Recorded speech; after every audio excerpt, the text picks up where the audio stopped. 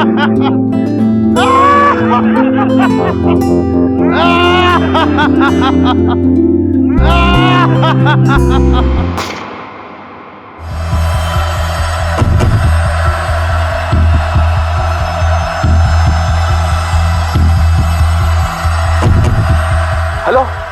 Police station. हम अपने आप को अपने घरों में, अपने परिसर में सुरक्षित महसूस करते हैं, लेकिन अगर इसी जगह असुरक्षा अपना डेरा जमा ले और शुरू हो जाए अपराध का सिलसिला, ये महज आगाज था एक ऐसे जुर्म का जहां आगे चलकर और भी कई हत्याएं होने वाली थी।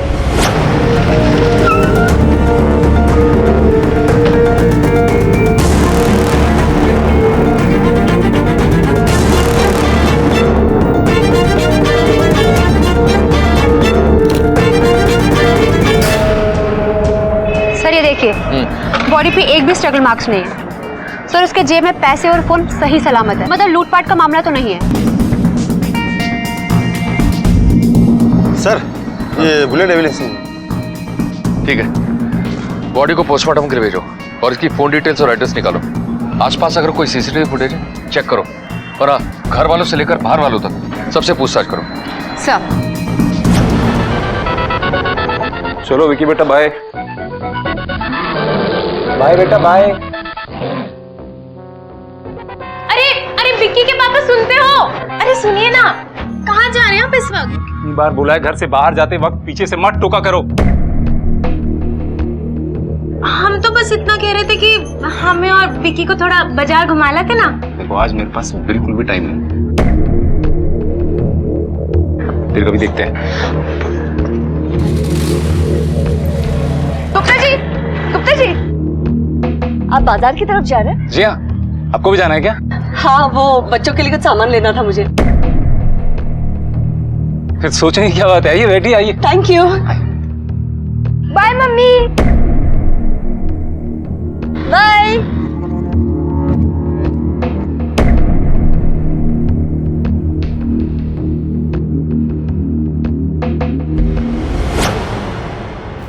सर बॉडी की पोस्टमार्टम और फॉरेंसिक रिपोर्ट आ गई है। लाश के पास मिली बुलेट शेल्स और बुलेट से ये पता चलता है कि बुलेट किसी इंग्लिश 9mm पिस्टल से फायर किया गया है, वो भी पॉइंट ब्लैंक रेंज से। इतना सोफिस्टिकेटेड वेपन यूज किया गया एक सब्जी वाले को मारने के लिए? नॉर्मली ऐसी गन्स की बुलेट रजिस्टर्ड होती है। गन की डिटेल्स निकालो और गोली के रजिस्ट्रेशन नंबर से पता लगाओ कि ये बुलेट किस नाम से अलॉट की गई थी। और बंसी के घर से कोई इंफॉर्मेशन? सर कांस्टेबल आलोक गया है वहाँ। ओके।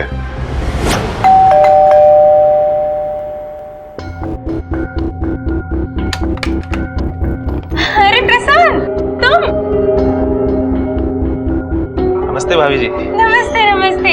आज सवेरे सवेरे भाभी की कैसे याद आ गई तुम्हें? भाभी जी आपको तो रोज याद करते हैं हम। भाभी जी थोड़ा जल्दी में था, उमेश भैया को बुलाते थे। हाँ हाँ बुला देते हैं, अंदर तो आओ। अब इतनी भी क्या जल्दी है कि दरवाजे पे खड़े खड़े सारी बातें कर लोगे? हाँ अंदर आओ। अरे आओ ना, चलो बैठो यहाँ पे, आओ बैठो बैठो। हाथ तो बड़े मजबूत है तुम्हारे। हाँ और बताओ, सब बढ़िया? सब बढ़िया। भाभी जी भैया। अरे हाँ हम भी भूल गए। अरे विक्की के पापा सुनते हो? अरे देखिए तो प्रशांत जी आए हैं, बाहर आइए। भाभी जी विक्की कहीं दिखाई नहीं दे रहा? घर में इतनी शांति है, पता नहीं लग रहा है आपको? विक्की स्कूल गया है। अरे प्रशांत तुम? भैया नमस्ते। क्या हुआ? प्रशांत के लिए चाय नहीं लाओगी तुम? हाँ हम भी कितने पगले भूल गए। अरे प्रशांत तुम अदरक वाली चाय पीते हो ना? जी जी। हम लाए, आप भी लेंगे? हाँ हम बस अभी लाए। अच्छा।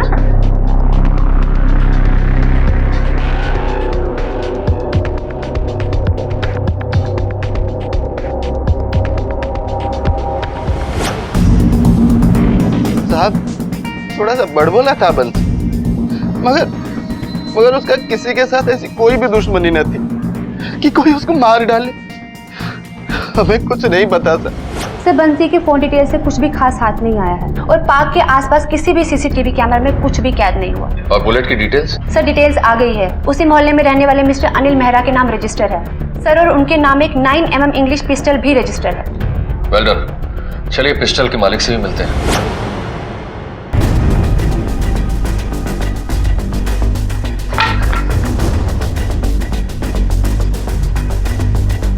बाबा बाहर पुलिस की गाड़ी आई है।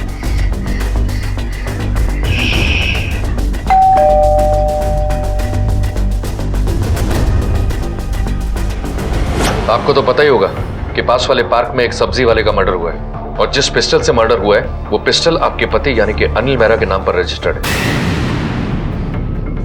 इंस्पेक्टर साहब, आपको जरूर कोई गलतफहमी हो गई है। मेरे पति को गुजरे 2 साल हो गए और उनके पास कोई पिस्टल नहीं थी। ये देखिए, आर्म परचेज रजिस्ट्रेशन जिसमें पिस्टल की मेक और सेल लेटर में आपके पति का सिग्नेचर है, और ये पिस्टल 5 साल पहले उन्होंने खरीदी थी। ये सिग्नेचर्स मेरे पति अनिल के ही है, पर उन्होंने मुझे कभी नहीं ये कहा था कि उन्होंने पिस्टल खरीदी है, और ना ही मुझे कभी घर में पिस्टल मिली। देखिए, इससे पहले कि हम आपके घर की तलाशी लें, आप बताएंगे पिस्टल कहाँ है? आई एम सॉरी, लेकिन मुझे सच में नहीं पता कि पिस्टल कहाँ है। ये रही पिस्टल, इसमें लाइट भी आती है।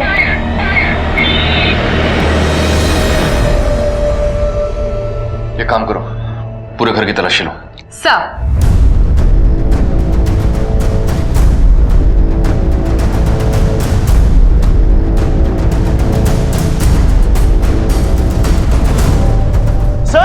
सर देखिए यहाँ कुछ है।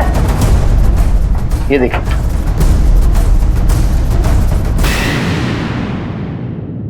ये क्या है? मैं सच कहती हूँ, मुझे इसके बारे में कुछ नहीं मालूम।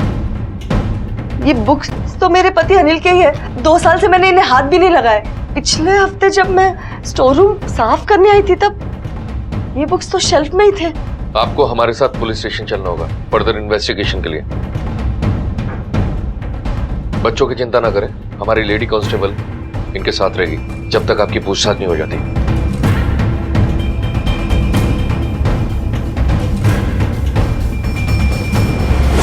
देख लिया, अब तो मैडम जी को लिफ्ट देने के लिए पुलिस की गाड़ी भी आने लगी है। सोच लीजिए, ऐसा ना हो उनसे ज्यादा बातचीत करने पर आपको भी मुफ्त की सैर ना मिल जाए पुलिस की बड़ी वाली गाड़ी में। देख लिया ना सबने, हाँ? आखिर में उमेश भैया ने बोला था कि अपनी ठेलियां यहाँ वहाँ घुमाने से बढ़िया हमारे मार्केट वाली जगह पे लगा दो और हो जाओ टेंशन फ्री। अगर बंसी ने अपना ठेला यहाँ खड़ा किया होता तो आज उसका प्रोटेक्शन का जिम्मा हमरा होता। मजाल कोई उसका बाल बाका कर पाता। 2 पैसा बचाने के चक्कर में अपनी जान गवा बैठा ना। सही बोल रहे कि नहीं हम? हाँ चाचा, आप बताएंगे मिस्टर मेहरा की मौत कैसे हुई थी?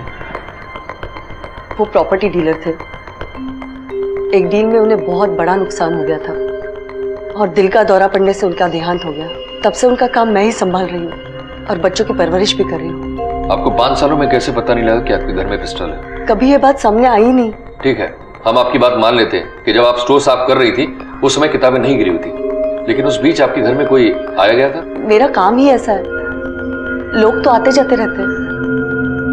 हाँ, 4 दिन पहले मेरे पति की दूसरी बरसी थी, तब लगभग सारा मोहल्ला आया था।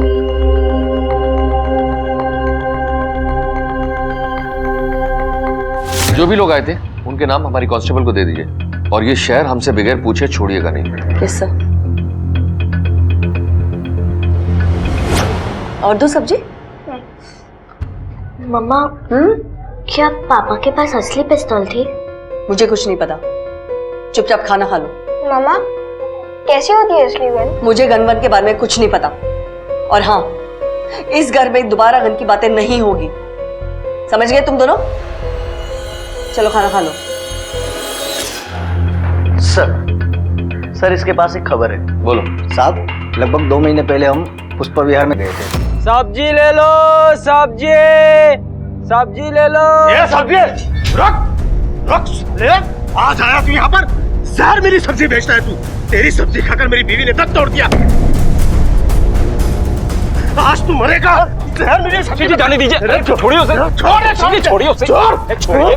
अंकल जी छोड़ दीजिए ना। अरे आज ये जिंदा नहीं बचेगा। हम काहे मारेंगे उनको जान से? हमारी सब्जी तो पूरा मोहल्ला खाता है और आपके पति का है दम तोड़ दी।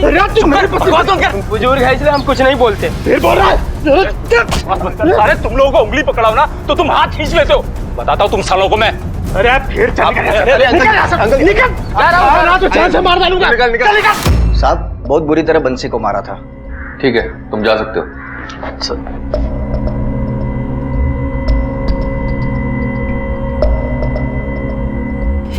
सर ये देखिए, मिसेस मेहरा के घर आए हुए मेहमानों की लिस्ट है और इसमें अरविंद जोशी का भी नाम है। मतलब आगे की कहानी मिस्टर जोशी से सुननी पड़ेगी। भाभी जी, ओ भाभी जी। अरे आ गया नंदू। हाँ भाभी। खेल।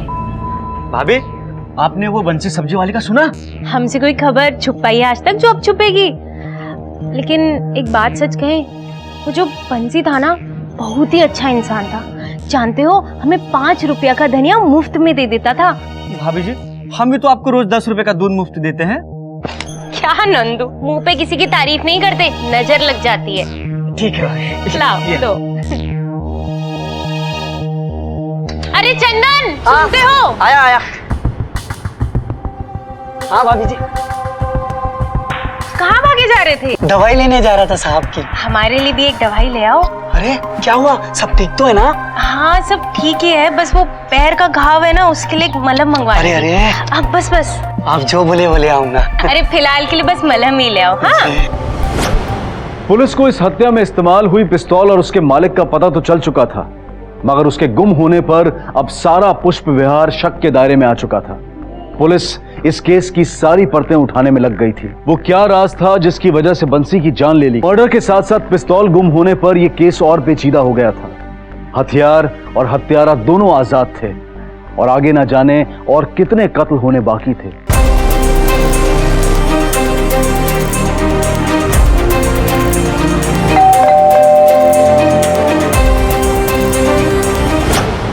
मिस्टर जोशी हैं क्या? जी।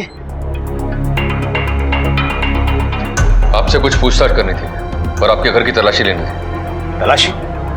वो किस लिए? आपको पता होगा, आपके घर के पास एक सब्जी वाले की हत्या हुई है। सुना है आपकी उससे रंजिश थी। 2 महीने पहले आपने उसे धमकी भी दी थी। जाओ घर की तलाशी लो। देखिए साहब, 8 महीने पहले मेरी पत्नी को फूड पॉइजनिंग हुई। बहुत बड़ा इन्फेक्शन हुआ था पेट में, ऑपरेशन भी करवाया, लेकिन 2 महीने पहले तड़पते हुए उसकी जान निकली और इन सब का जिम्मेदार था वो सब्जी वाला। आजकल के सब्जी वाले केमिकल मिली हुई सब्जियां बेचते हैं। तो आपने पुलिस में क्यों नहीं कंप्लेन लिखवाई? आप क्या करते साहब, न्यूज में तो ऐसे लोगों की खबरें रोज आती हैं, तो क्या सबको पकड़ लेते हैं आप? तो आप खुद जाकर उन्हें गोली मारोगे? मैं कैसे मारूंगा, मेरे पास तो आपकी तरह बंदूक भी नहीं। अच्छा, आप मिसेस मेहरा के पति की बरसी में गए थे? हाँ गया था, लेकिन इसका सब्जी वाले के खून से क्या लेना देना? क्या लेना देना है वो हम पता कर ही लेंगे। फिलहाल अब शहर छोड़कर कहीं मत जाइएगा। सर अच्छे से चेक किया, घर में कुछ नहीं मिला। चलो। बंसी की मौत खाली नहीं गई है भैया, अपना तीर एकदम सही निशाने पे लगा है। जी भैया।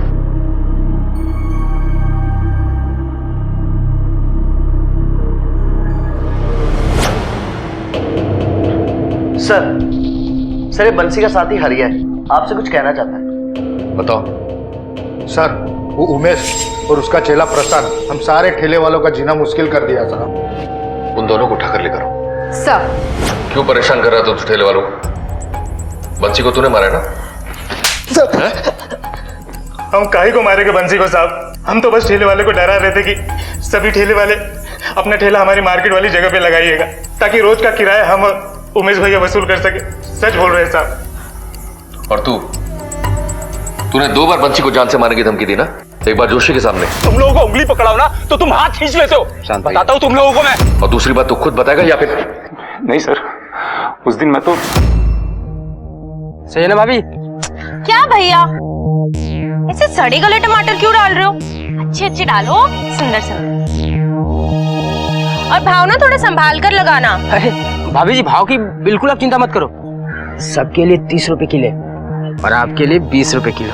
रहने दो रहने दो, एक और डालो। हाँ बस आधा किलो। ये लो।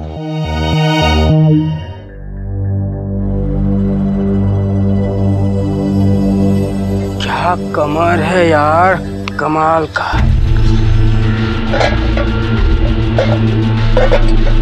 मोहल्ले की नजर डालते हो। मैंने मारा साले बंसी को और उसका ठेला भी पलटा दिया था मैंने, लेकिन सर मैंने उसे गोली नहीं मारी। हमारी पत्नी बहुत भोली भाली है, वो नहीं जानती किसकी नजर कैसी है, लेकिन हम बहुत अच्छे से जानते हैं ऐसे लोगों को। और बंसी की मौत से हमने फायदा ये उठाया कि इधर उधर ठेला लगाने वालों को हमने अपनी मार्केट की जगह में ठेला लगवाया। उससे हमारी काफी आमदनी हो रही थी, लेकिन सर हमने उसे नहीं मारा है। वेरीफाई करो कि कितना सच बोल रहा है और इन दोनों के घर की तलाशी लो। सर, अरे आजकल ये बुढ़ाऊ है जोशी, परेशान करके रख दिया है। ऊपर से घर बेचने की बातें करते रहता है। अरे नुकसान तो हमारी नौकरी की हो गई ना। अरे बचपन से इसकी नौकरी की क्या मिला? अरे इतना पैसा लेकर जाएगा कहाँ ये बुढ़ाऊ? अरे यार तू परेशान क्यों हो रहा है? मैं हूं ना तेरे साथ। अच्छा ये बता, कुछ माल लाया कि खाली आता है? आया ना।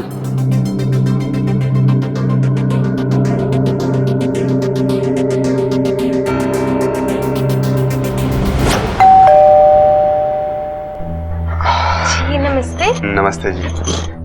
दरअसल मेरा नाम केतन है और मैं पास ही में सिंह साहब के यहाँ किराए पर रहने आया हूँ। तो अगर आपके बच्चों को ट्यूशन की जरूरत हो तो प्लीज बताइएगा। लेकिन हमारा बच्चा तो कंप्यूटर भी सब कुछ कर लेता है, बहुत तेज है ना। ठीक है, कोई बात नहीं।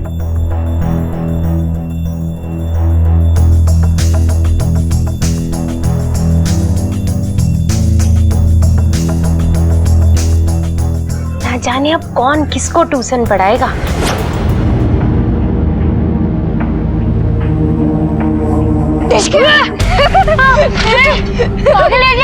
गन से डर गया, डरपोक कहीं का। सुबह से विकी, मैं कब से ढूंढ रहा हूँ तुम्हें। चलो घर चलो। अंकल, आपको डर नहीं लगता क्या? नहीं लगता, क्योंकि मुझे असली और नकली गन का पता है। असली गन दिखाऊं तुझे? दिखाऊं? नहीं अंकल, नहीं। चलो बेटा।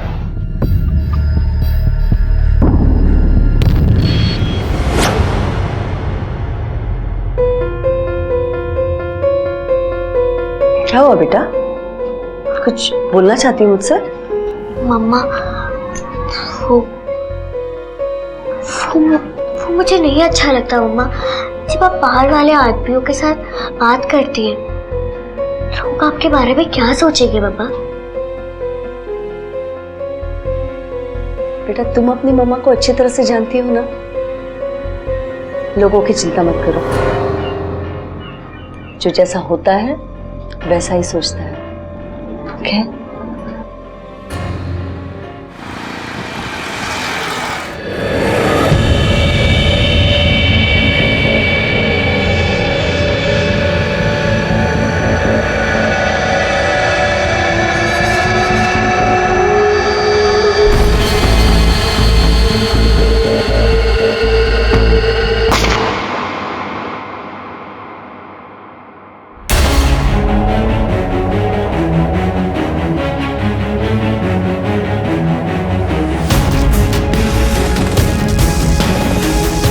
आप में से इसे कोई जानता है? तो नंदू दूध वाला है। भाभी जी, बॉडी को पोस्टमार्टम के लिए भेजो। साहब रोज एक पे एक मर्डर हो रहा है, आखिर आरोपी पकड़ा कब जाएगा? हम लोग का यहाँ जीना मुश्किल हो गया है। कातिल जल्दी पकड़ा जाएगा, तहकीकात चल रही है। और हाँ, पार्क में एक्स्ट्रा सिक्योरिटी का बंदोबस्त कर दिया हमने। अब लोग पार्क में जाना तो दूर, अपने घर से बाहर निकलने में भी डरने लगे थे। खूनी की दहशत से पुष्प विहार में रहने वाला हर इंसान डर के साए में जी रहा था। आखिर खूनी क्यों उन लोगों को अपना शिकार बना रहा था जो अपना सामान बेचने के लिए पुष्प विहार में आया जाया करते? तो दूसरी तरफ एक के बाद एक ऐसे किस्से उभर कर सामने आ रहे थे जो पुलिस को संदिग्ध की तरफ इशारा तो कर रहे थे, लेकिन कातिल अब भी पुलिस की गिरफ्त से दूर था। अब उसकी गोली न जाने किसे अपना अगला शिकार बनाने वाली थी, लेकिन पुलिस की नींद हराम हो चुकी थी और वो पूरी कोशिशों में लगी हुई थी कातिल तक पहुंचने की। सर ये कहीं सीरियल किलिंग का मामला तो नहीं जो हर बार इसी पार्क में हो रहा है? नंदू के बारे में पता करो और पार्क में आने जाने वाले हर रेगुलर इंसान के बारे में पता करो। जी सर। वो ना किसी आसपास में रहने वाले का ही काम है। और हाँ, मर्डर वाले लोकेशन पर किन किन का फोन एक्टिव था ये पता करो। सबसे बड़ी अजीब बात ये है, कातिल फेरी वालों को ही क्यों टारगेट कर रहा है? अच्छा, उमेश की घर की तलाशी का क्या हुआ? सर चेकिंग किया पर वहाँ कुछ भी नहीं मिला। अच्छी सुनते हो, ये जो पड़ोस वाली मिसिज मेहरा है ना, इतनी भी शरीफ नहीं है जितनी की दिखती है। हमने कई बार देखा है, अनजान मर्दों का आना जाना लगा रहता है इनके घर के भीतर। जब तुम कुछ जानती नहीं हो ना तो बोला भी मत करो। प्रॉपर्टी डीलिंग का काम करते हैं, वो भी मेरी तरह।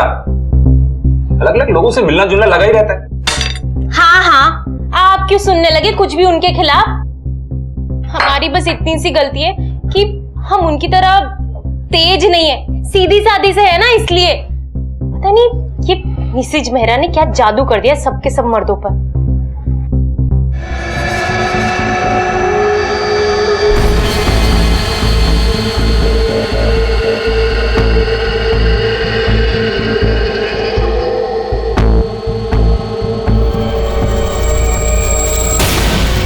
सर, नंदू के बारे में इंफॉर्मेशन मिल चुकी है। उसका मिस्टर जोशी के यहाँ बहुत आना जाना लगा रहता था। हाँ। और मिस्टर जोशी का नौकर चंदन और नंदू बहुत अच्छे दोस्त थे। तुम इस नंदू के घर की तलाशी लो, देखो कुछ सबूत मिलता है क्या। सर, हम लोग वहाँ रेड पर गए थे। सर, नंदू के घर पे तलाशी करने के बाद ये सामान मिला, घड़ी, कंगन और लॉकेट। सर, इस लॉकेट में मिस्टर और मिसेज जोशी की फोटो भी लगी हुई है। जोशी? सर, ये मिस्टर जोशी मुझे कुछ ठीक नहीं लगते। दोनों मरने वालों के साथ उनका लिंक था। और सर, जिस दिन मर्डर हुआ उस दिन सुबह 7:30 बजे वो उसी पार्क में मौजूद थे। क्या? जी सर। सर, इन्फॉर्मेशन मिली है कि वो सुबह 7 से 8 बजे तक लाफिंग क्लब जाया करते हैं। सर, कहीं ये तो नहीं कि मिस्टर जोशी ने ही मिसेज मेहरा के यहाँ से पिस्टल चुराई हो? कहीं बीवी की मौत में उसने बंसी को और चोरी के इल्जाम में उसने नंदू को मार डाला? अगर दोनों मर्डर के पीछे मिस्टर जोशी का हाथ है तो उसने पिस्टल ना छुपाई होगी। अब क्या हुआ साहब? आपका नौकर चंदन का है, वो तो सुबह से गायब। नंदू के बारे में पता लगा आपको? हाँ, सुना किसी ने पार्क में कोने में उसे मार डाला। इसे पहचानते हैं? ये तो मेरा लॉकेट और घड़ी है। इसे तो मैंने अलमीरा में रखा हुआ था। ये आपको कहां से मिला? नंदू के घर से।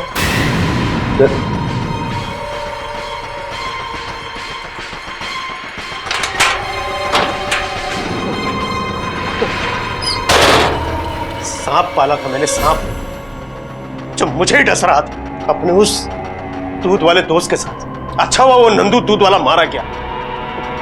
अब जिस दिन चंदन मारा जाएगा ना तो मुझे और भी खुशी होगी। कहीं आप ही तो नहीं जो इन सबको मार रहे हैं अपने लाफिंग सेशन के नाम पर?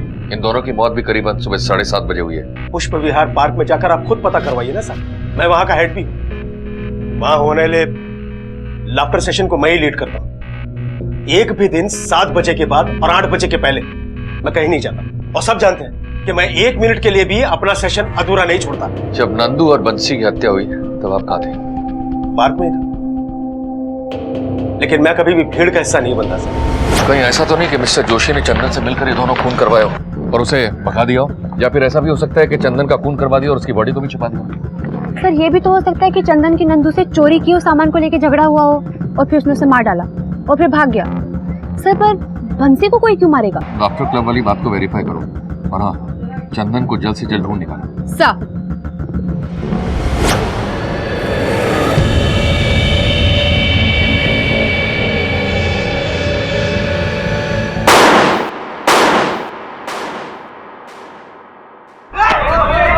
अरे पागल हो गया क्या? ये कोई वक्त है पटाखे फोड़ने का? पता नहीं तुझे आजकल माहौल कैसे चल रहा है? लकी, क्या कर रहा है तू? सुबह सुबह पटाखे फोड़ रहा है। नहीं, कोई बात नहीं, बच्चा है। लेकिन बेटा ये सब ठीक नहीं है ना? वो दरअसल उसका बर्थडे है ना, तो इसके लिए थोड़ा सा सॉरी है। सॉरी। संभालिए अपने शैतान बच्चे को, हमका सबको डरा दिया। अगर दोबारा इसने ऐसी शरारत की ना फिर सोच लेना।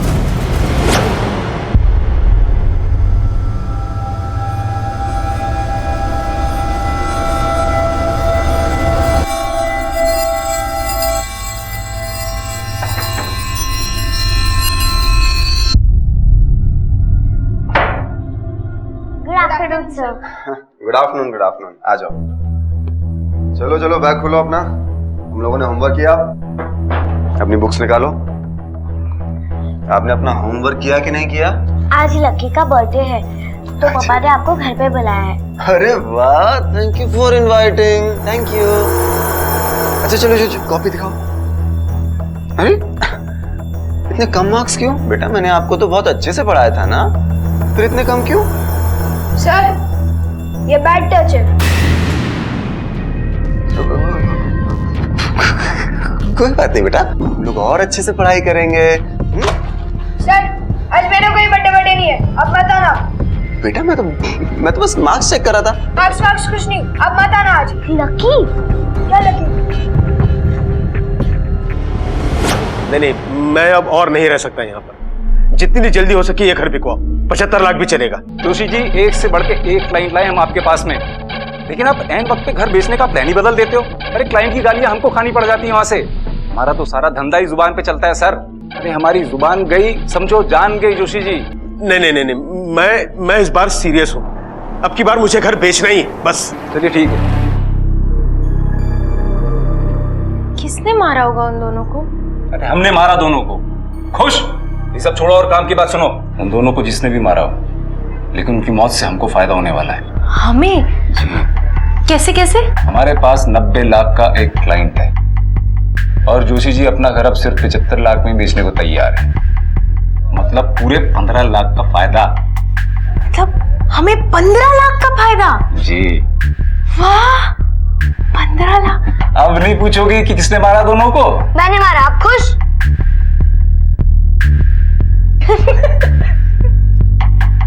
पुष्प विहार में रहने वाले कई लोग अब तक शक के घेरे में तो आ चुके थे, लेकिन अब तक कोई ठोस सबूत पुलिस के हाथ नहीं लगा था और खूनी अब भी महज एक सवाल बनकर सामने खड़ा था। ये दोनों मर्डर्स किसी आपसी रंजिश या दुश्मनी का नतीजा थे या फिर इसके पीछे कोई गहरी चाल छुपी हुई थी। लेकिन कहीं ना कहीं ये डर बना हुआ था कि क्या ये इस खूनी सिलसिले का अंत था या फिर कोई और हादसा होना अभी बाकी था। चंदू के चोरी करके जाने का पता चला, बहुत बुरा लगा। हम आपके पड़ोसी हैं इसलिए चिंता हो रही है। मैं बस कुछ ही दिन का पड़ोसी हूं आप लोगों का। सब कुछ बेचकर अपने गांव वापस चला जाऊंगा। कम से कम वहां सुकून से तो रहूंगा।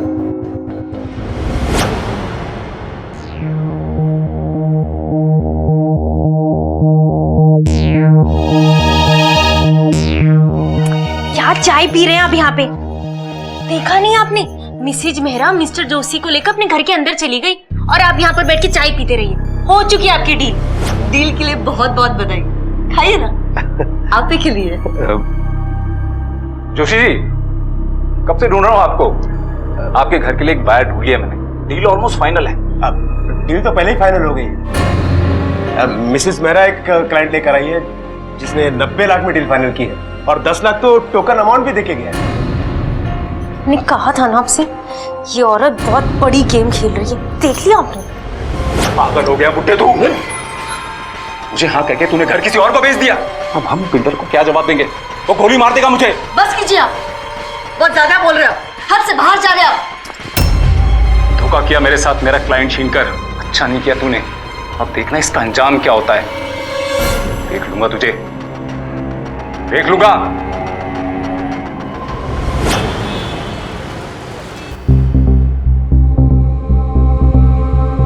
इंस्पेक्टर साहब, हम उमेश गुप्ता जी की धर्मपत्नी निशा गुप्ता हैं। आप लोग आए थे ना हमारे घर तलाशी के लिए, याद आया? हाँ हमें याद है, बोलिए। हम क्या बोले, हम तो ठहरी गांव की सीधी सादी औरत। लेकिन साहब, ये जो आजकल चल रहा है ना हत्याकांड, इस सब के पीछे कौन है हमें सब पता है। कौन है? साहब मिसेज मेहरा, और कौन? इस सब के पीछे उसी का हाथ है साहब। मैंने उसे घंटों, वो सब्जी वाला था ना वो, और वो नंदू दूध वाला, उसके साथ बतियाते हुए देखा है। जब देखो उसके साथ मीठी मीठी बातें करती रहती थी। कोई ना कोई तो बात होगी ना साहब, जिसकी वजह से वो ये सब कर रही है। कोई ना कोई तो राज होगा ना जो वो छुपाना चाहती है। और आपको पता है आजकल उसका नया शिकार कौन है? मिस्टर जोशी। उनका घर भी बिकवा कर अपना फायदा बटोर रही है वो। ठीक है, आप जा सकते हैं। ऐसा भी तो हो सकता है कि सब उमेश गुप्ता कर रहा हो अपनी रेबल मिसेस मेहरा को फंसाने के लिए। फिलहाल निशा की बातों में कितनी सच्चाई है पता करो। सर,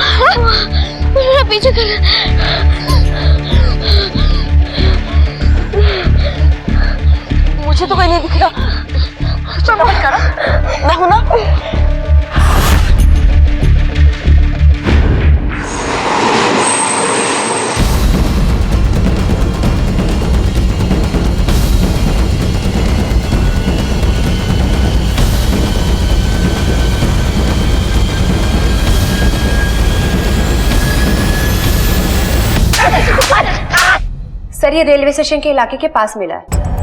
चल बोलना शुरू कर, वरना ये साहब बता साहब, मैंने बंसी और नंदू को नहीं मारा साहब, मैंने किसी को नहीं मारा साहब। मैं और नंदू साहब काफी समय से मिस्टर जोशी का घर खाली कर रहे थे साहब। जोशी को पता ही नहीं चल रहा था, मगर साहब नंदू के मारे जाने के बाद हमारा चोरी पकड़ा गया। हमें लगा कि पिस्तौल जोशी जी के पास है। जोशी जी गुस्से वाले और पागल है साहब, कुछ भी कर सकते हैं, इसलिए साहब भाग निकला। ये तो हम पता कर लेंगे कि तुमने उसे मारा है कि नहीं, पर चोरी के इल्जाम में तू लंबा अंदर जाएगा। चलो। अरे साहब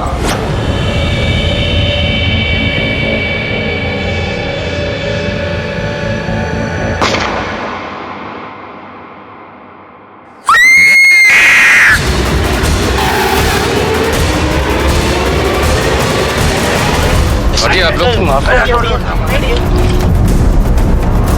इन कातिलों ने अभी इन मासूम बच्चों को भी अपना शिकार बनाना शुरू कर दिया है। देखिए आप लोग अभी चुप हो जाइए। सर टॉय गन है। इस बच्चे की भी गोली लगने से हत्या हुई है, इसके घर वालों को इन्फॉर्म करो। सर और देखो आसपास कोई एविडेंस मिलता है क्या, खास करके बुलेट के शेल्स। अब तक जहां कातिल मोहल्ले में अपना सामान बेचने वालों को ही अपना शिकार बना रहा था, लेकिन लकी की मौत ने यह साबित कर दिया कि उसका मकसद कुछ और ही है, और यह भी कि खूनी कितना बेरहम और बेदर्द है कि जिसने एक मासूम बच्चे को भी नहीं बख्शा। लापता पिस्तौल अब तक 3 जानें ले चुकी थी और पुलिस का इतना पहरा होने के बावजूद भी मौत का इस सिलसिला थमने का नाम नहीं ले रहा था। आखिर कौन था वो जो यह खूनी खेल खेल रहा था और जिस पर पकड़े जाने के डर से ज्यादा लोगों को मौत की नींद सुलाने का जुनून सवार था। लोगों में असंतोष और आक्रोश बढ़ता जा रहा था और पुलिस पर प्रेशर। सर जी सर हम पूरी कोशिश कर रहे हैं सर। यस सर, जय हिंद सर। सर ये देखिए लकी की मौत भी उसी पिस्टल के बुलेट से हुई है। एक ही पिस्तौल से 3 लोगों का मर्डर होना क्या कनेक्शन हो सकता है? ये केस जैसा दिख रहा है वैसा है नहीं। हमें इस केस को बहुत ही बारीकी से और डिटेल में एनालाइज करना होगा। सर आपको किसी पर शक या फिर किसी से दुश्मनी? हमारी किसी के साथ कोई दुश्मनी नहीं है। आपने लकी को आखिरी बार कब देखा था? मैं किचन में थी, उसकी आवाज सुनाई थी। मम्मी मैं 2 मिनट में आता हूँ। अरे खाना खा के जाना। एक बात नोटिस की तुमने? लकी की मर्डर साइट पर हमें एम्प्टी बुलेट शेल नहीं मिला। लकी का मर्डर दोपहर के 2 बजे हुआ है और इस समय लोग या तो घर पर होते हैं या फिर ऑफिस में। पर हाँ, कुछ दुकान वाले हैं जो घर पर खाना खाने जाते हैं और वो भी ये रास्ता नहीं लेते। फिर कौन हो सकता है? हमें लोगों के मूवमेंट्स पर नजर रखनी होगी, पर हाँ ध्यान रहे कि किसी भी कीमत पर कोई भी दूसरा हादसा नहीं होना चाहिए। सर हमारे खबरी ने केतन अग्रवाल को अरविंद जोशी जी के घर से एक बैग लेकर निकलते देखा है। सर ये वही केतन है जहां लकी ट्यूशन पढ़ता था। आपने अपना होमवर्क किया कि नहीं किया? केतन को उठाकर लेकर आओ।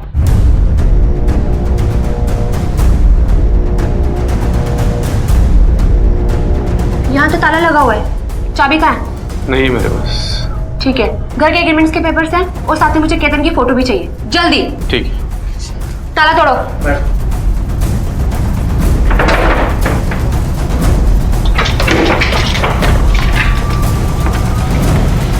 तुम इधर देखो।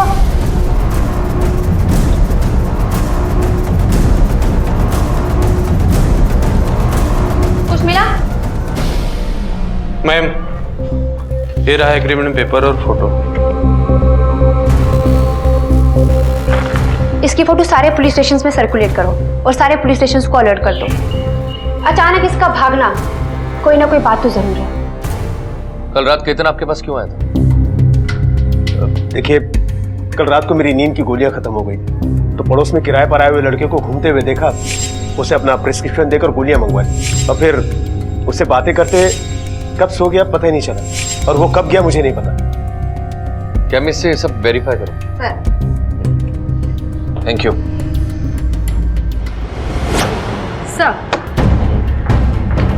केतन अग्रवाल का चेहरा क्रिमिनल लिस्ट से मैच हुआ है और उसका असली नाम प्रमोद पाल है। गुजरात के एक बच्ची के रेप केस में वो फरार भी है। सर केमिस्ट से ये कंफर्म हुआ है कि पिछली रात केतन ही दवा लेकर गया था। अपने खबरियों को अलर्ट करो, इस प्रमोद पाल का पकड़ा जाना बहुत जरूरी है।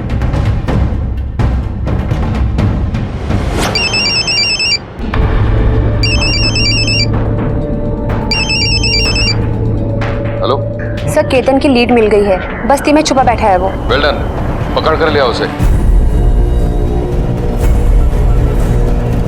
प्रमोद, रुक!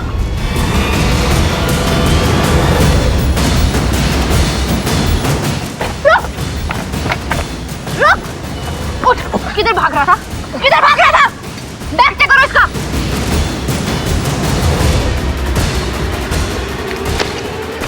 चल, अब तेरी ट्यूशन मैं लेती हूँ। ले चल ऐसे। पता क्या आता है तेरा इस केस में, और क्या नहीं करतूत करके तू भाग रहा था? इतने पैसे कहाँ से आए तेरे पास? सर, नेहा पे मेरी निगाहें रहती थी सर।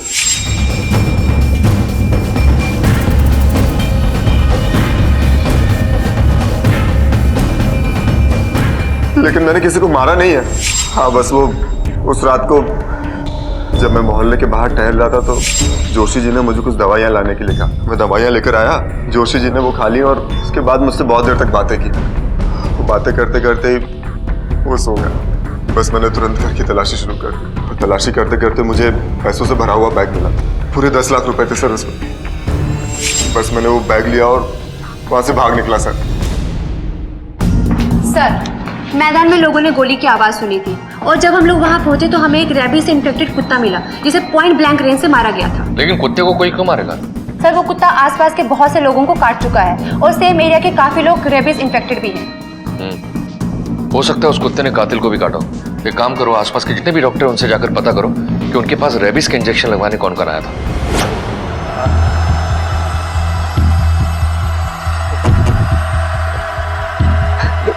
जोशी जी, आप? मिसेस मेहरा, मुझे आपसे जरूरी काम था। सर,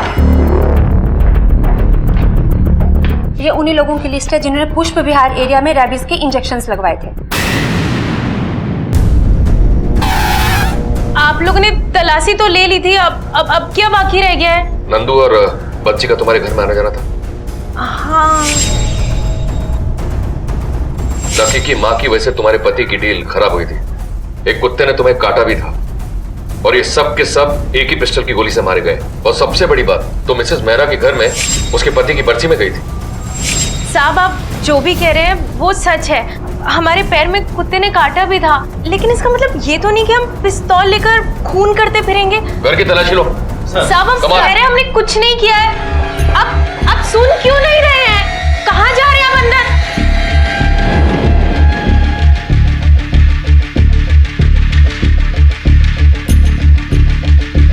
मैडम, कुछ नहीं है वहां पे। पिस्तौल है ही नहीं तो मिलेगी कहाँ से?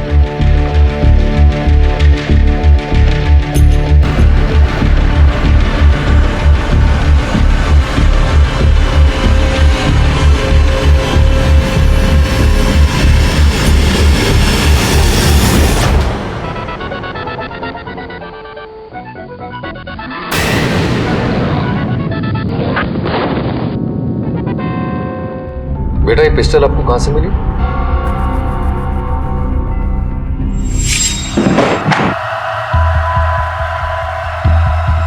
ये पिस्टल हमें आपके बैग में मिली और बुलेट्स आपके रूम के पिलो कवर में से मिली।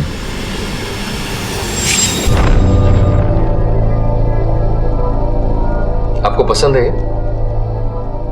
अच्छा, ये बताओ, आपने बंसी को क्यों मारा? एक को मारने से 100 पॉइंट्स मिलते हैं ना। अच्छा, आपने नंदू को क्यों मारा? उनको भी पॉइंट्स के लिए ही मारा।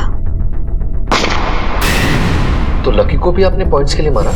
फिर मैंने वो कुत्ते को भी वही गन से मार दिया। उसने मेरी मम्मी को काटा था क्योंकि इससे सेकंड चांस नहीं मिलती। अब मैं इसे अपनी स्कूल की मैम को भी मारूंगा। वो मुझे बहुत डांटती है। आपको ये गन चलाना किसने सिखाया? पापा मेरे लिए 4 एयरगन लाए थे, वो भी ऐसी ही चलती है।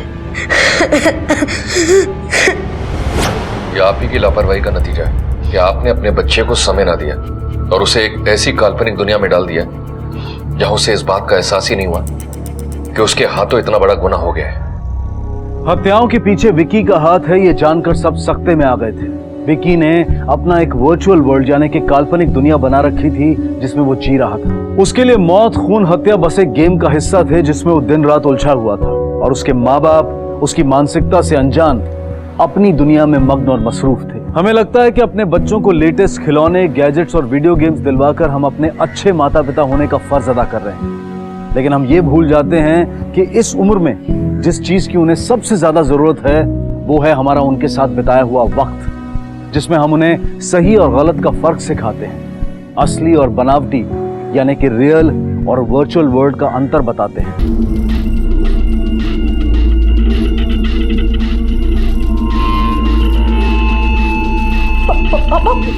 अब आप क्या करेंगे?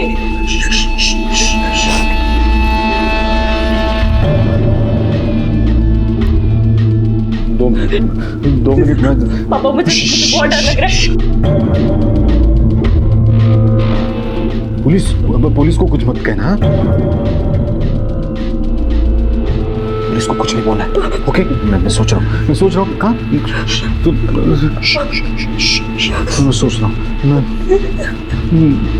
सोचना पड़ेगा।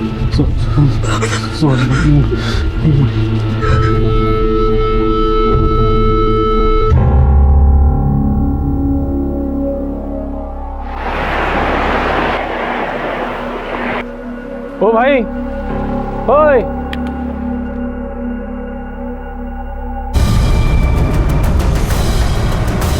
ये तो मर चुका है। Hello police. मुंबई के कांदिवली में रहने वाला देशमुख परिवार, जिनके घर में खुद मिसेस मोनिका देशमुख की लाश पड़ी थी। डर से मोनिका के पति और बेटी के होशो हवास जवाब दे चुके थे। उनकी समझ में नहीं आ रहा था कि मिसेस देशमुख की लाश का क्या करें। दूसरी तरफ अक्सा बीच पर पुलिस को एक लड़के की लाश मिली थी। 24 घंटों के अंदर हुई इन हत्याओं का क्या आपस में कोई सरोकार था? आज का ये केस ना सिर्फ दिल दहला देने वाला है बल्कि अंतरात्मा को झकझोर देने वाला है। ये केस प्रश्न चिन्ह खड़े करता है आज के इंसान की जिंदगी, उसके रिश्तों और समाज के प्रति उसकी सोच पर।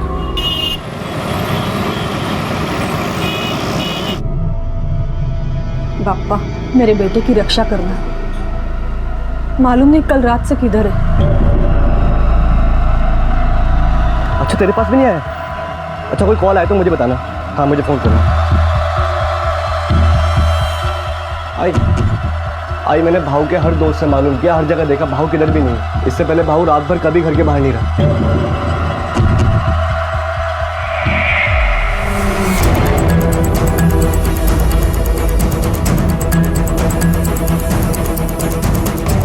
सर, लगता है आत्महत्या का केस है, क्योंकि बॉडी के ऊपर कोई निशान नहीं है। और हाँ सर, बॉडी के पास ये पर्स मिला जिसमें आईडी था। लड़के का नाम रोहित बोरकर है और इसके ऊपर जो डेट ऑफ बर्थ है उससे ये पता चलता है कि लड़का लगभग 22 साल का है। बॉडी को पोस्टमार्टम के लिए भेज दो, देखते रिपोर्ट में क्या है। तो घर वाले को बोलो बॉडी की पहचान के लिए आए। Okay sir.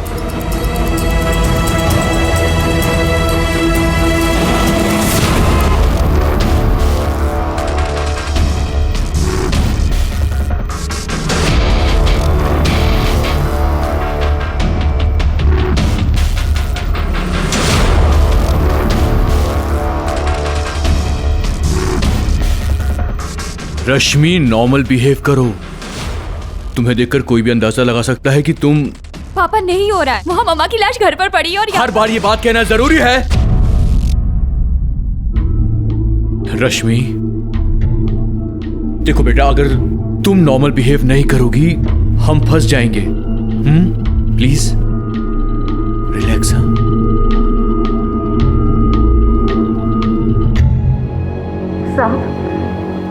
साहब आप यहाँ काय को लाए मेरे को?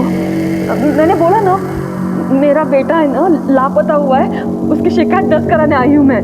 आप मुझे मुर्दा घर में काय को लेके आए? बता दो।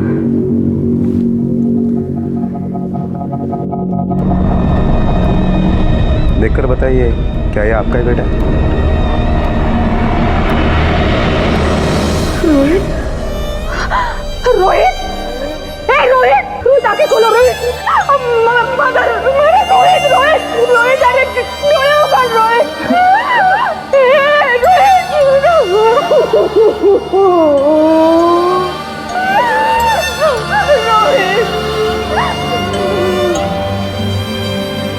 सर, पोस्टमार्टम रिपोर्ट के मुताबिक रोहित की मौत 10 अगस्त यानी कल शाम को 5 बजे से लेकर रात के 9 बजे के बीच में हुई है। ड्रग्स के ओवरडोज के वजह से उसकी मौत हुई है। ऐसा हो ही नहीं सकता साहब। मेरे रोहित को किसी भी तरह की कोई भी गलत लत नहीं थी। वो तो पढ़ने लिखने में बहुत होशियार था, क्लास में फर्स्ट आता था, इंजीनियरिंग का कोर्स भी कर रहा था। वो सभी टीचर उसके बहुत तारीफ करते थे। मेरा रोहित मरा नहीं है साहब, मेरे रोहित को किसी ने मारा है साहब। मेरे रोहित। देखिए, हम आपकी हालत समझ सकते हैं, लेकिन कई बार ऐसा होता है कि माँ बाप को पता भी नहीं होता और बच्चे नशे। नहीं साहब, दूसरे बच्चों की तरह नहीं था वो सब चीज आके मुझे बोलता था, और अगर कोई गलत काम करता ना वो मैं खुद उसे जहर देके मार डालती साहब।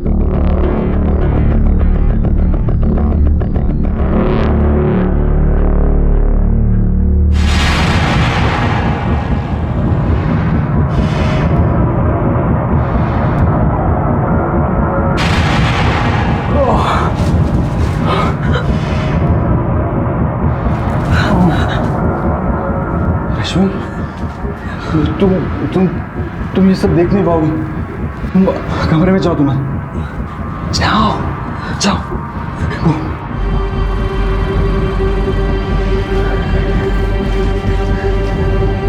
रश्मि,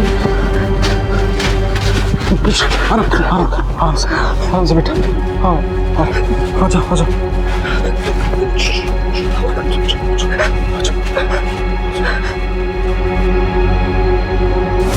नहीं साहब, रोहित बस्ती में बाकी के लड़कों के जैसा मवालीगिरी नहीं करता था साहब।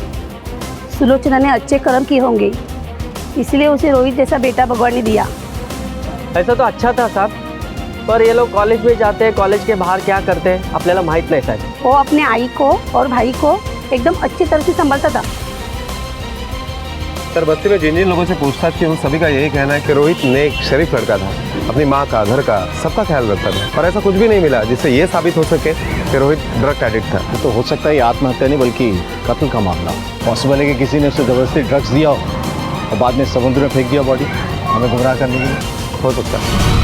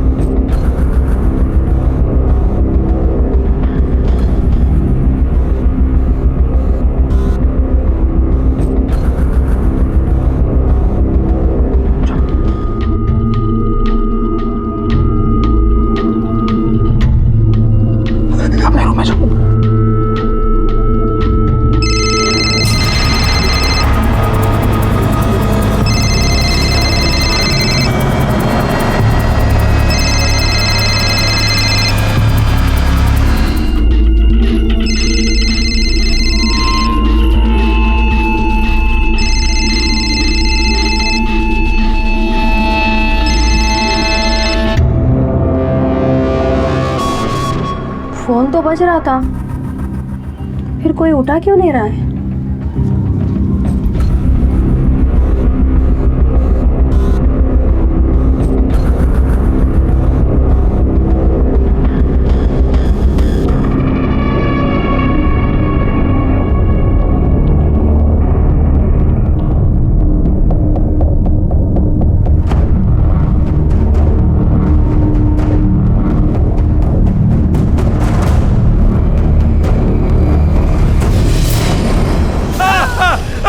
कुछ नहीं किया साहब। अरे मेरे को मत मारो। अरे मैंने कुछ नहीं किया साहब।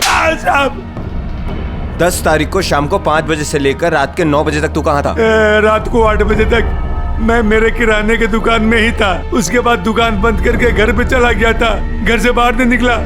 लगा तो आप मेरी बेटी और मेरी बीवी से भी पूछ सकते हो साहब। तेरी बीवी और तेरी बेटी तुझे बचाने के लिए झूठी बोलेंगे? नहीं साहब। तेरे पास और कोई गवाह है? नहीं साहब, मेरे पास दूसरा कोई गवाह नहीं है।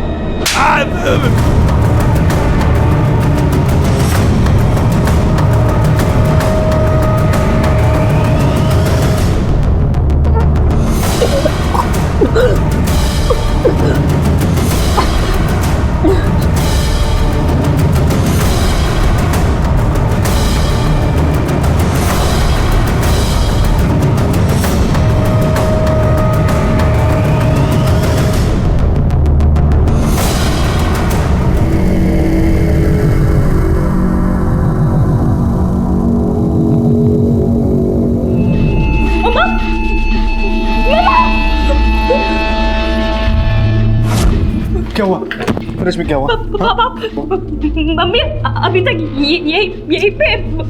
यहाँ देखो, यहाँ कोई नहीं है बेटा, तुम्हें वहम हो रहा है। देखो कोई है, देखो। हाँ, cool down. Sir, Datta Borkar के कॉल रिकॉर्ड के मुताबिक जिस वक्त रोहित का कत्ल हुआ उस वक्त वो घर पर ही था। मतलब ये तो साबित हो गया कि उसने खून नहीं किया है, लेकिन उसका हाथ है या नहीं ये साबित होना बाकी है। शिंदे, एक काम करो, तुम रोहित के काका की जड़ें खोदो और तब तक मैं रोहित के बारे में पता करता हूँ। Okay sir.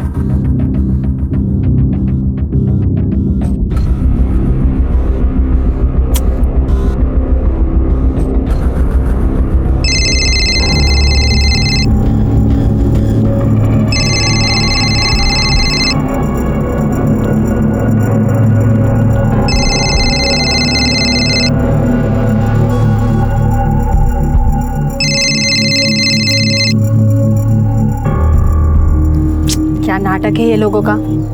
घंटाल गई मैं तो, कोई दरवाजा भी खोलता नहीं, पगार के टाइम बोलेंगे काम पे नहीं आई।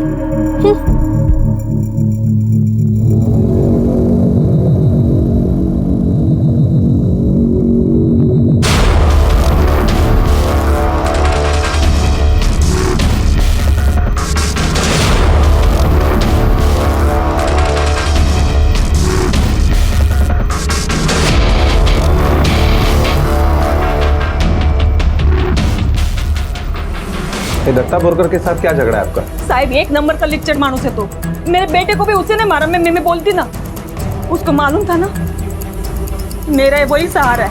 ये दत्ता मेरे को जब भी तंग करने आता, मेरे को बोलता ना, तो रोहित उसको बराबर करता। दोनों में बहुत बार झगड़ा भी हुआ था। अरे चल, तू मेरे साथ भाईगिरी कर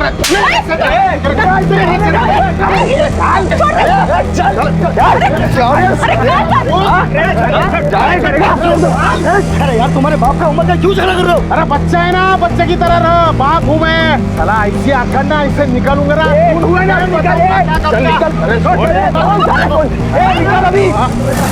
आपके बेटे के बॉडी से नशीली दवा मिली जिससे उसकी मौत हुई। क्या आप जानते हैं दत्ता का कुछ ड्रग्स से लेना देना हो? मतलब वो कुछ खरीदता हो, बेचता हो, ऐसा कुछ? हाँ साहब, दत्ता काका का एक दोस्त रहता है इधर, ड्रग्स का धंधा करता है। वो रहमान नाम है उसका।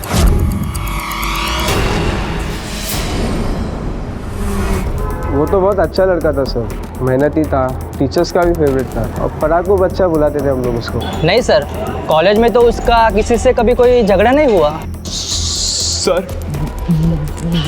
वो कोई पार्ट टाइम जॉब करता था जिसके उसको बहुत पैसे मिलते थे। कौन सा जॉब कर रहा था? कभी बताया नहीं उसने। बोलता था कि इतने मिलते हैं जितने इंजीनियर को भी नहीं मिलते होंगे। ये पार्ट टाइम जॉब वो कब से कर रहा था? 3 महीना। ड्रग्स वगैरह लेता था? No sir. ले भाई, एकदम कड़क माल है। कड़क नोट ला और कड़क माल ले जा। क्यों कम है भाई? हर बार तेरे को बताना पड़ेगा? लास्ट टाइम भी तू कम दिया था। चुकता करना वरना माल दूंगा नहीं फिर से। हाँ सुनो ना रेमन भाई, वो पुलिस मेरे तक आ पहुंचे। तू टेंशन मत ले, मैं बैठा है ना। ये पुलिस है ना, वो अपना कुछ बिगाड़ नहीं सकती। साहब हो रहा रहमान। पुलिस अपना क्या उखाड़ेगी? कुछ नहीं।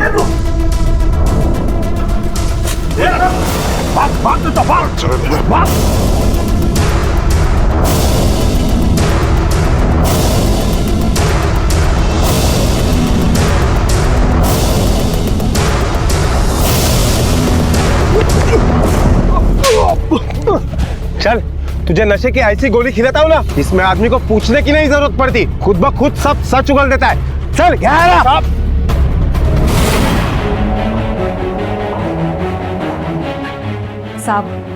साहब मैंने बोला ना पैसा नहीं है। आप चाहे तो मेरा बैंक अकाउंट भी चेक कर लो। साहब 5 घर में झाड़ू पोछा करके घर चलाती हूँ। ये जीतू तो अभी गैराज में काम सीख रहा है, इसको तो उतना पैसा भी नहीं मिलता। रोहित भी ट्यूशन लेके सिर्फ 3000 रुपये कमाता था। अब इतने से पैसे में मैं क्या पैसे बचाऊंगी और कहाँ छुपा के रखूंगी? कुछ मिला? नहीं सर, घर में ड्रग्स से पैसा कुछ भी नहीं मिला। कुछ मिला? नहीं साहब। ये रोहित ट्यूशन कहाँ पढ़ाता था? साहब मैंने रोहित को नहीं मारा और ना ही मैंने रहमान को बोला था उसको मारने के लिए। 10 तारीख को मैं रहमान से मिला भी नहीं था साहब। ये तो हमारे बस्ती में रहता है इसलिए सिर्फ जान पहचाने, बाकी कुछ नहीं साहब। नहीं साहब, मैं काय को मारेगा? मैंने नहीं मारा है। ऊपर से उसका बाप तो मेरा दोस्त था, मेरे को तकलीफ में मदद किया वो। मैंने नहीं मारा साहब। मैं अपने दोस्त के बेटे को काय को मारेगा साहब? सर ये रहमान का कॉल रिकॉर्ड है।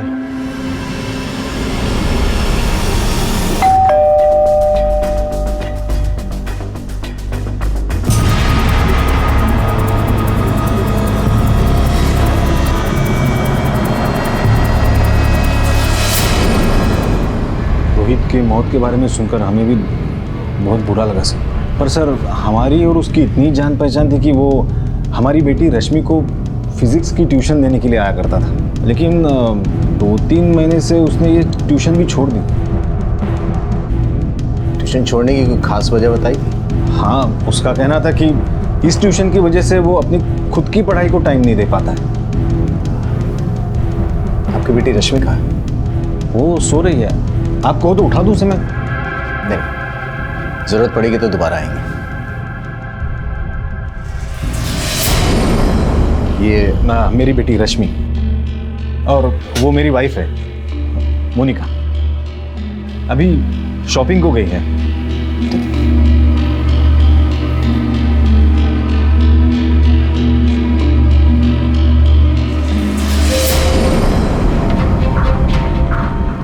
ये देख तेरे कॉल रिकॉर्ड्स। तू तो कह रहा था कि रोहित के बाप के मरने के बाद रोहित के घर वालों से तेरी ज्यादा जान पहचान है नहीं। फिर रोहित की माँ यानी सुलोचना के मोबाइल पर दिन में 10 बार क्यों फोन करता था? नहीं बताएगा? मैं बताता हूं, क्योंकि सुलोचना के साथ तेरा चक्कर चल रहा था और ये बात रोहित को पता चल गई, जिसकी वजह से उसने तेरे साथ झगड़ा किया और गुस्से में आकर तूने रोहित की जान ले ली, है ना? चलो अपने रूम में चलो। पापा वो लोग हमें पकड़ने को आए थे ना, देख लेना, वो लोग हमें पकड़ के लेके जाएंगे और उनको ना मम्मी की बॉडी पे मिल जाएगी। रश्मि तसा काही होणार नहीं है। हे बघ, वो मेरे क्लिनिक के काम से आए थे, तुम आराम करो। पापा वो हमें पकड़ने के लिए ही आए थे और वो ना फिर से हमें पकड़ने के लिए आएंगे और हमें ना पुलिस को सब कुछ बता देना चाहिए। मैं उन्हें अभी सब बता देती हूँ। नहीं रश्मि, ये तुम्हारा दिमाग खराब हो गया। फोन मुझे दो, फोन दो मुझे। रहमान सच बोल रहे साहब, मेरे पति का सबसे नजदीकी दोस्त था वो। मेरे पति की मौत के बाद उसी ने मेरे को सहारा दिया। मेरे को कोई भी मदद चाहिए होती है तो सलाह चाहिए होती ना, तो वही करता था साहब।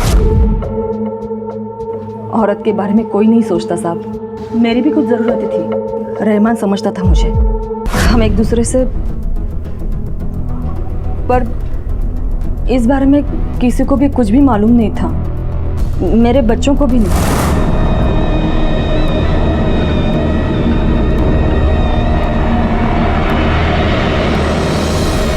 और अगर मेरे बच्चों को मालूम भी पड़ता तो जीतू बहुत भड़कता, लेकिन रोहित नहीं।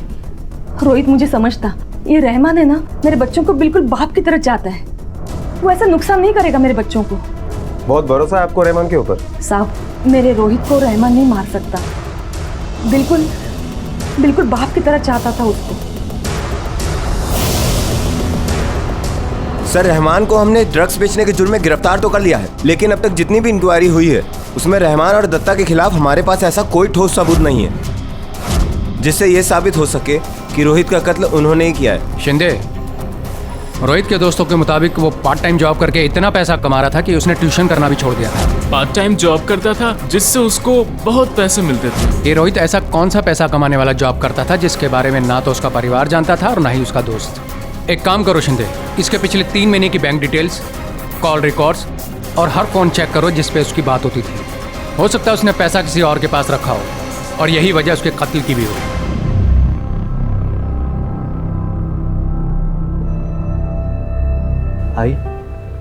आई थोड़ा सा खाना खा ले, थोड़ा सा खा ले। तूने कुछ नहीं खाया है? मैंने कहा ना एक बार, मुझे बिल्कुल भूख नहीं है, कुछ नहीं खाना मुझे। आई सोच, अगर भाऊ तेरे को देख रहा होगा कि तू खाली पेट बैठी है तो बता कितना बुरा लग रहा होगा उसको, है ना? मुझे अकेले छोड़ के गया, उसका कुछ नहीं लगा उसको। आज एक बात तो पता चल गई, अगर मैं मरा होता ना और भाऊ तेरे को पोहा खिलाता तो फट से खा लेती। क्या बोला तू? वापस ऐसे बोलने का नहीं है, हाँ?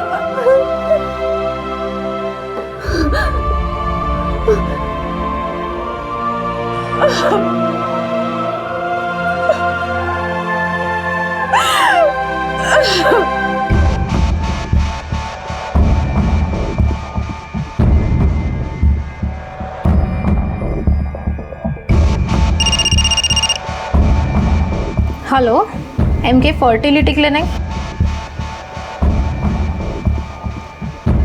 Fertility clinic?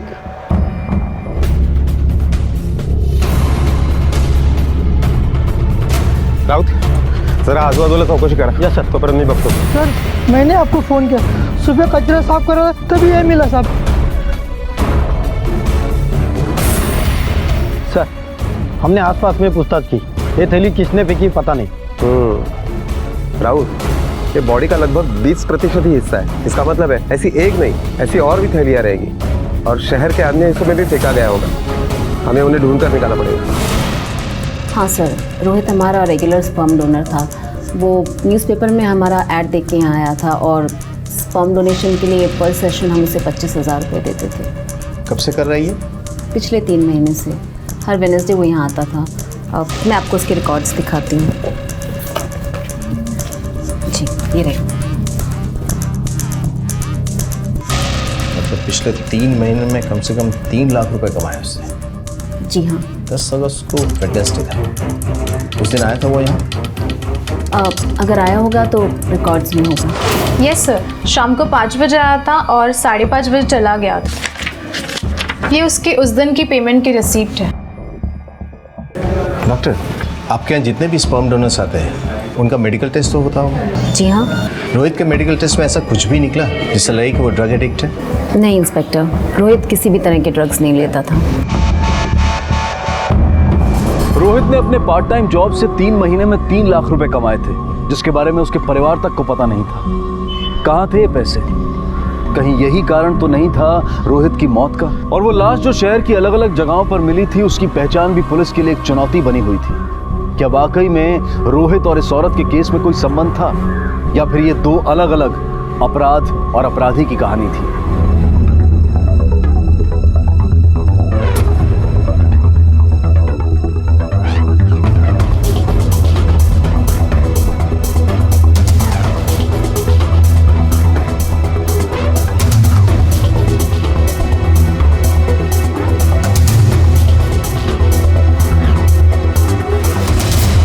सर सारे टुकड़े मिलाकर भी हमारे पास डेड बॉडी का सिर्फ 90% है और सर और गर्दन भी नहीं है। जब तक वो नहीं मिलते तब तक हम उसकी मौत की सही वजह नहीं बता सकते। सर वैसे उस औरत की उम्र लगभग 40 से 45 साल की होगी और शरीर के टुकड़े मौत के बाद में किए गए और उसकी मौत 10 अगस्त को शाम 6 बजे से रात के 10 बजे के बीच में हुई। सर ताज्जुब की बात यह है कि रोहित और उस औरत का कत्ल एक ही तारीख को हुआ है और टाइमिंग भी ऑलमोस्ट सेम ही है।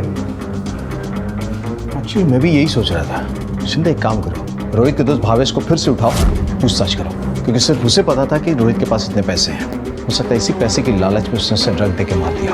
ठीक है तावड़े सर, आसपास के सारे पुलिस स्टेशन में पता करो 40-45 साल की किसी भी महिला की कोई मिसिंग कंप्लेंट आई है क्या? Okay sir. एक लड़के को ड्रग्स की ओवरडोज देकर समंदर में फेंक दिया गया था और दूसरी तरफ थी एक 40 वर्षीय औरत जिसके शरीर को टुकड़ों में बांट दिया गया था और जिसकी पहचान से पुलिस अब तक अनजान थी। इन दोनों केसेस में सिवाय तारीख और समय की और कोई समानता नहीं थी और पुलिस भी इन दोनों मामलों को अलग अलग ही मान रही थी और ऐसे सबूत भी नहीं थे जो इन दोनों केसेस के तार को जोड़ते हों।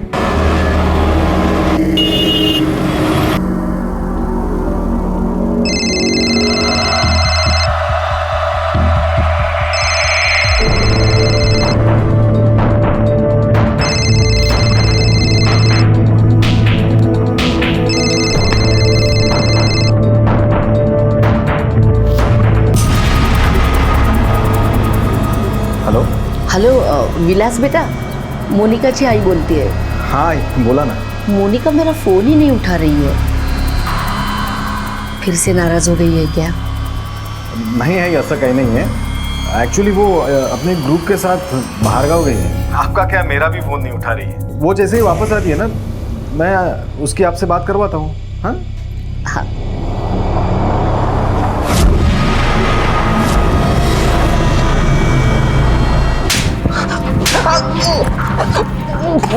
हमें पता है कि तू ड्रग्स लेता है। पैसे के लालच में ड्रग्स देकर तूने ही रोहित को मारा है ना?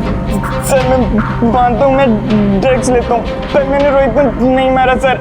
आई शपथ, वो लड़की की वजह से मरा होगा जो उसे परेशान कर रही थी, बोल रही थी कि प्यार करती हूँ। कौन सी लड़की? सर उसका नाम तो नहीं पता, पर बोल रहा था कि परेशान कर रही है, प्यार करती हूँ बोल के।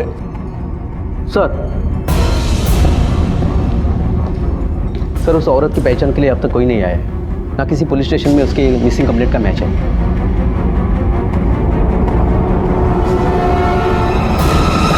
नहीं साहब, रोहित ने कभी किसी लड़के के बारे में कुछ नहीं बताया।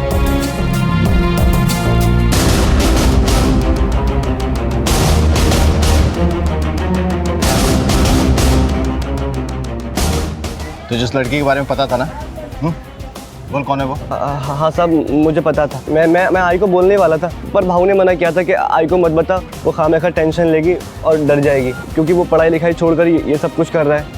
तो मैंने नहीं बताया। मतलब रोहित का अफेयर था उसके साथ? हाँ, कब से जानता तू? अफेयर तो नहीं बोल सकता साहब, क्योंकि मैंने मतलब एक दिन देखा था। तुम्हें शर्म नहीं आती?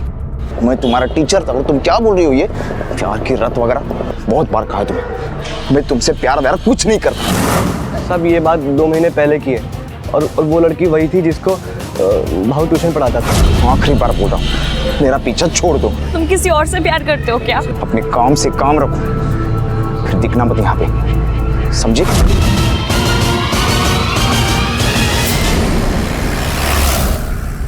इंस्पेक्टर मैं रश्मि को बुला देता, लेकिन उसकी तबीयत जरा खराब है। तबीयत खराब है या झूठ बोल रहे हैं आप? झूठ मैं नहीं, वो बोल रहे हैं। मेरी बेटी रोहित के पीछे नहीं पड़ी थी, रोहित उसके पीछे पड़ा था। उसे पढ़ाने के बहाने यहां आके जब उसने मेरी बेटी के साथ बदतमीजी की तो मैंने उसे भगा दिया।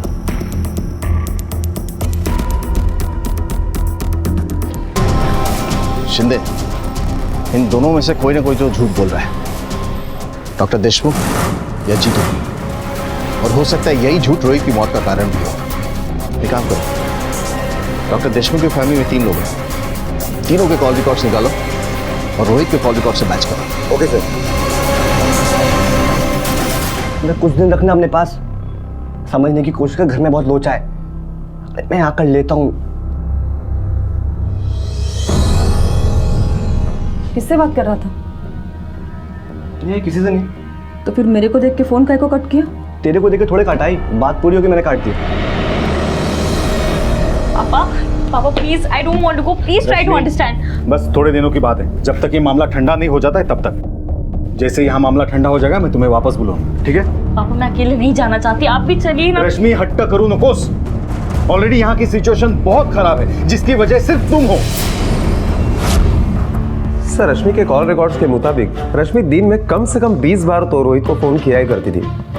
रोहित कभी कभार ही उसे जवाब देता था। और एक बात सर, सोशल नेटवर्किंग साइट पर रोहित की एक प्रोफाइल मिली जिसके बारे में उसके घर वालों को कुछ पता नहीं था। उसी प्रोफाइल पर रश्मि ने कई सारे मैसेज भी भेजे थे और रोहित को जवाब देने के लिए, रिप्लाई देने के लिए फोर्स भी किया था। उसी प्रोफाइल पर सर रश्मि ने अपने न्यूड फोटोज भी भेजे थे और यहाँ तक धमकी भी दी थी रोहित को कि अगर तूने रिप्लाई नहीं दिया तो या तो वो खुद मरेगी या उसे मार डालेगी। इसका मतलब है कि जीतू सच कह रहा था कि रश्मि उसे परेशान कर रही थी। परेशान करने के लिए किस हद तक जा सकती है ये तो वही बताएगी हमें। ऐसा क्यों कर रहा है तू? हाँ, तेरे को समझाया ना मैंने। देख तेरे भरोसा क्या है मैंने, तू छोड़ूंगा नहीं तेरे को, मैं बोल रहा हूँ। तू यार आई।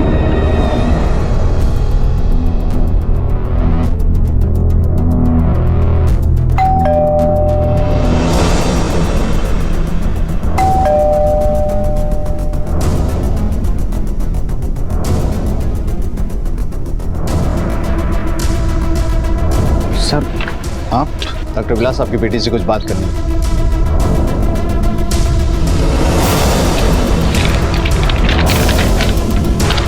ये उस एफआईआर की कॉपी है जो आज सुबह मैंने पुलिस स्टेशन में करवाई थी। मेरी बेटी रश्मि और बीवी मोनिका सुबह से गायब है सर। गायब है या गायब कर दिया तुमने? मैं ऐसा क्यों करूंगा सर? सर, मोनिका और रश्मि के लास्ट मोबाइल लोकेशन के मुताबिक उनका फ़ोन घर पर ही स्विच ऑफ हुआ। सर, लेकिन ताज्जुब की बात यह है कि फ़ोन पर हमेशा एक्टिव रहने वाली मोनिका के मोबाइल से 10 तारीख के बाद ना कोई फ़ोन आया है ना कोई फ़ोन गया है। जबकि हम जितनी बार डॉक्टर विलास के घर पे गए हैं मोनिका हमें कभी नहीं दिखी। मेरी बेटी रश्मि और वो मेरी वाइफ है मोनिका, अभी शॉपिंग को गई और उसके मोबाइल का लास्ट लोकेशन घर का दिखा रहा है।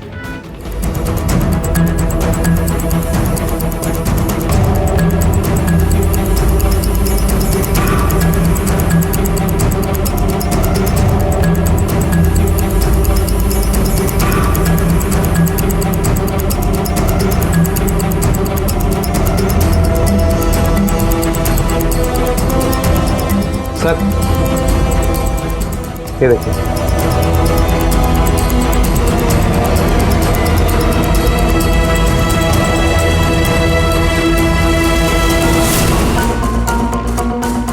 शिंदे, तुमने मोनिका की अलमारी देखी? ऐसा लग रहा है कि कुछ दिनों से किसी ने छुआ भी नहीं है उसे। अगर वो आज सुबह गायब हुई है तो उसका कोई सामान तो मिलना चाहिए घर में बिखरा हुआ। सर, और दोनों माँ बेटी ने अपना फ़ोन भी कबड़ में ही छोड़ दिया था। ये डॉक्टर देशमुख बहुत पहुंची हुई चीज़ लग रहा है। इसे थोड़ी नहीं, बहुत जानकारी निकालनी पड़ेगी।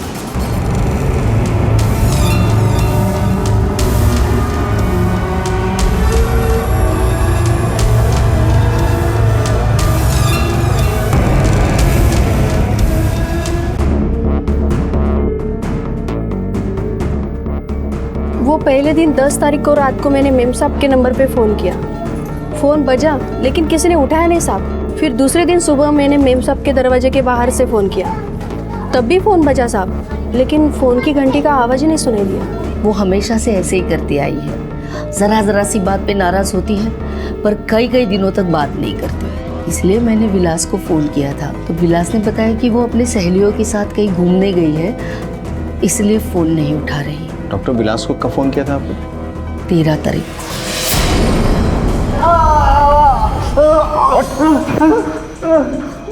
इसके पहले कि हम तुम्हें डॉक्टर से मरीज बनाए, सच बोल, क्या किया तुमने अपनी बीबी और बेटी के साथ? हर रोज तू उसे 2-3 बार फोन करता था ना, फिर 10 अगस्त से फोन करना क्यों बंद कर दिया? तुझे पता था वो फोन नहीं उठाएगी। और 11 अगस्त के बाद ना तू क्लिनिक गया और ना तेरी बेटी कॉलेज। क्यों? रश्मि देशमुख का पता चल गया है। वो पुणे में थी, अपने एक कॉलेज के फ्रेंड है उसके घर पर। सर, रश्मि कन्फेस करना चाहती है।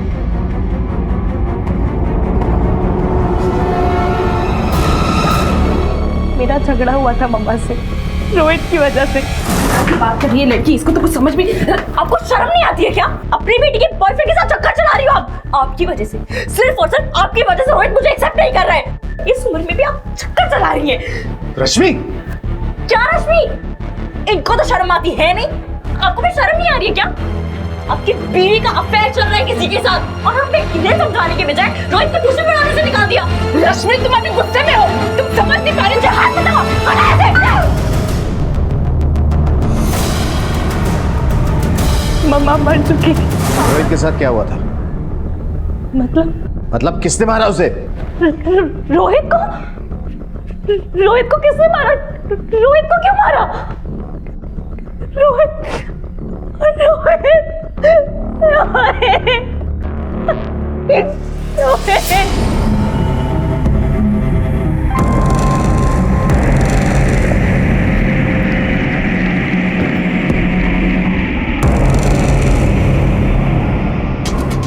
साहब, मेरे को ये बैग 10 अगस्त को रोहित भाव के बेड के नीचे मिला था। इतना सारा पैसा देखकर मेरे को लगा भाव पढ़ाई लिखाई छोड़कर ज़रूर कोई गलत काम में पड़ गया है। आई को दुख ना हो इसलिए मैंने ये बैग अपने एक दोस्त के इधर रखवा दिया। साहब, मेरे को लगा ही नहीं इतना सारा पैसा इतनी जल्दी भाव सीधे तरीके से कमाई होएगा। हमें ये तो पता है कि तूने मोनिका के साथ क्या किया था।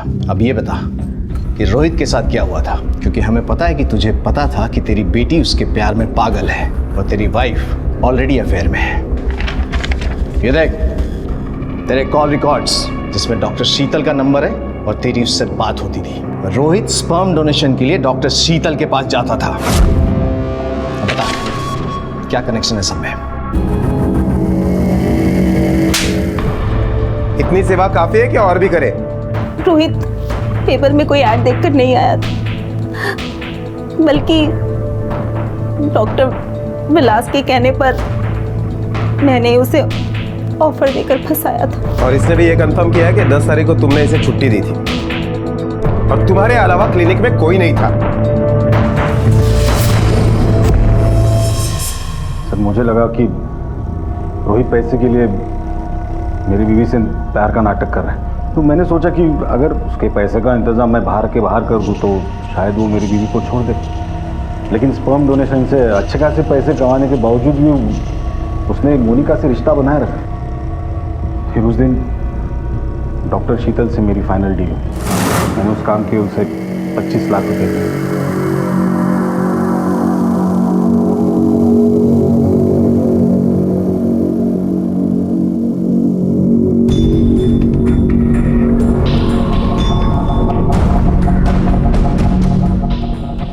ये क्यों? कुछ नहीं, इम्यूनिटी बूस्टर है।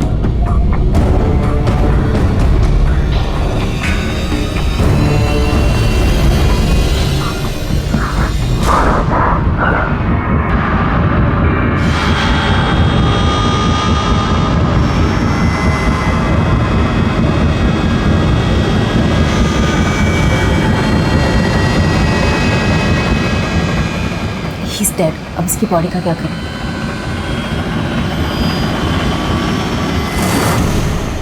और उसकी लाश को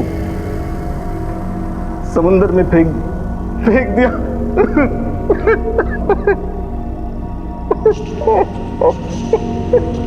अब रोने का कोई फायदा नहीं डॉक्टर, तुमने अपने प्रोफेशन और नॉलेज का उल्टा फायदा उठाया। आपके एक गलत कदम का परिणाम सिर्फ आपको ही नहीं बल्कि आपके साथ जुड़ी कई और जिंदगियों को भी भुगतना पड़ सकता है, जैसे इस केस में भुगतना पड़ा रोहित, रश्मि, मोनिका, डॉक्टर विलास और डॉक्टर शीतल को। डॉक्टर विलास देशमुख को रोहित के कत्ल और मोनिका के कत्ल में सबूत मिटाने के लिए और डॉक्टर शीतल को रोहित के कत्ल और सबूत मिटाने के जुर्म में सजा हुई और साथ ही रश्मि को मोनिका के कत्ल के जुर्म में गिरफ्तार किया गया। जिंदगी जीने के भी कुछ कायदे कानून होते हैं। ये बेहद जरूरी है कि हम रिश्तों की मर्यादा को ना भूलें, क्योंकि ये कब हमारे संसार को नष्ट कर देंगी हमें पता भी नहीं चलेगा। इसी विचार के साथ अब मैं अनूप सोनी आपसे विदा लेता हूं। फिर मुलाकात होगी अगले एपिसोड में एक और चौंका देने वाले केस के साथ। तब तक अपना और अपने परिवार का ख्याल रखें और देखते रहें क्राइम पेट्रोल डायल 100। सबक एक को सीख हम सबको। जय हिंद। क्राइम पेट्रोल्स के और भी दिलचस्प कहानी देखने के लिए हमारे चैनल को सब्सक्राइब करें और बेल आइकॉन दबाना न भूलें।